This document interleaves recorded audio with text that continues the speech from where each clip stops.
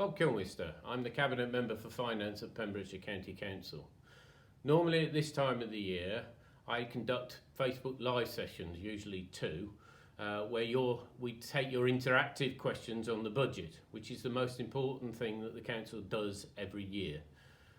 Now this year we can't do that because of the pandemic, but that doesn't mean that we can't answer your questions. So I'm going to urge you today, please, to put your questions onto the website, whatever they are about the budget, and we will answer them as quickly as we possibly can, usually within 24 hours.